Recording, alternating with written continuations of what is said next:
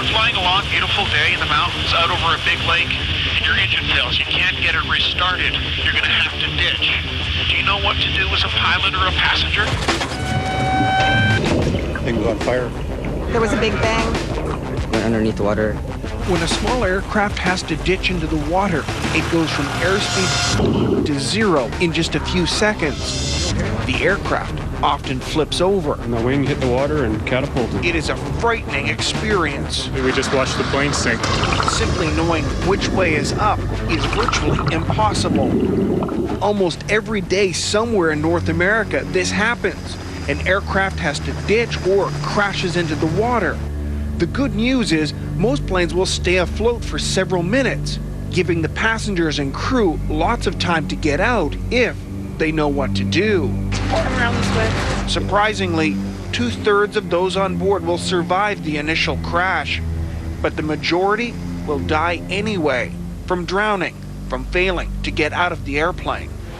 The danger is they won't be able to get into the raft. John Heiler is a pilot. There you go. He's also a safety expert. Okay, Franco. He believes there is a way to save more lives, You want to keep everybody involved. but passengers and pilots first need to know what to do. Again, you can imagine that if they've never ever done something like this in real life, to be faced with it for the first time in a real life situation could be extremely overwhelming. So 10 of us have signed up for a lesson in survival that we hope we'll never have to use. 1,000 RPMs. Despite the routine of flying, Well done, Rob. most people don't think about how they're going to escape from a plane wreck. And therefore, there goes a chance for surviving the situation. Everybody did it? John Heiler warns that could be a deadly oversight. So Heiler invented the Dunker, I'll count to 3 and allow you some time to take a deep breath. designed to simulate an aircraft cabin underwater. One by one, each of us will be strapped in, flipped over, and expected to survive. So the idea is to start simple. They've taken the doors off for now. They're just trying to teach us how to get out of the aircraft, or the simulated aircraft in this case. And it should be pretty easy, they tell me. 1, 2, 3. The average person under stress can hold their breath for about 30 seconds.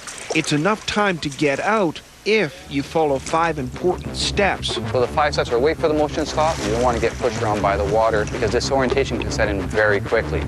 Identify your exit, grab a reference point somewhere in the aircraft.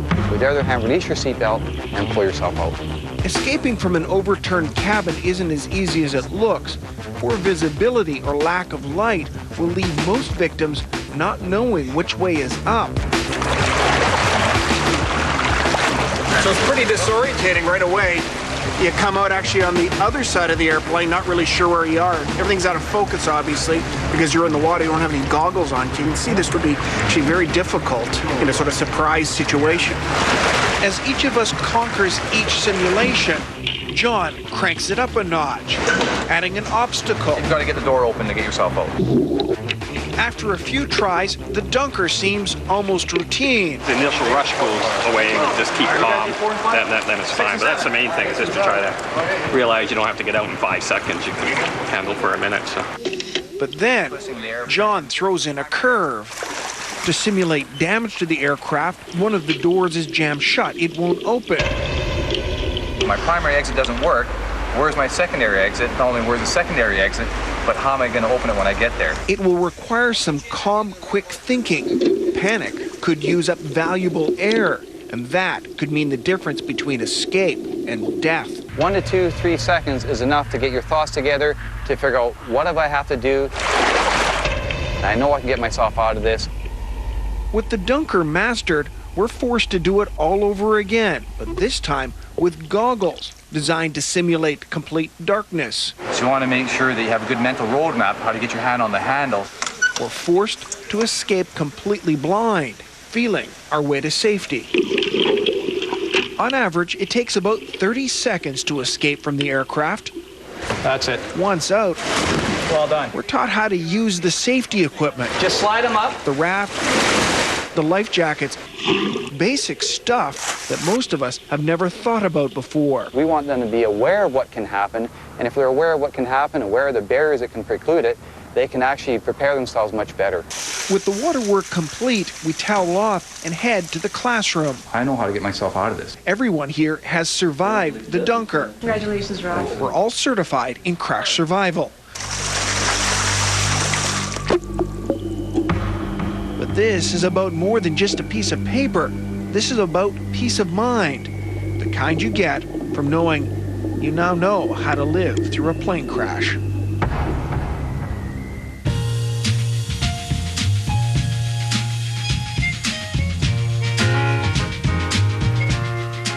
What? Nobody tells you that your door won't open or it's going to be dark. All I know is take your stilettos off before you go down the slide. That's right. Well, you know, and apparently there are little details that I think we may have gone over quickly in that. One of them being, it's a really bad thing if you've just entered the water to take your seatbelt off right away, because then the water flooding into the cabin can push you to the back of the cabin, and you're far away from the door. Now, wouldn't everybody think, I got to get out of this seatbelt first? Yeah, it's really about being prepared, isn't it, Jay? And waiting till the water settles, then undoing your seatbelt, and of course, before the crash happens, knowing exactly where your exits are, and again, if one is damaged, knowing where a secondary exit is as well. I think the value of doing what Mark Miller was doing along with those other people is you just make it automatic, because then even if you're in a sheer state of panic, maybe some of that automatic process will take over and get you through. And apparently people who have taken the course there and then have had the misfortune to crash in water have said that the dunker is very realistic.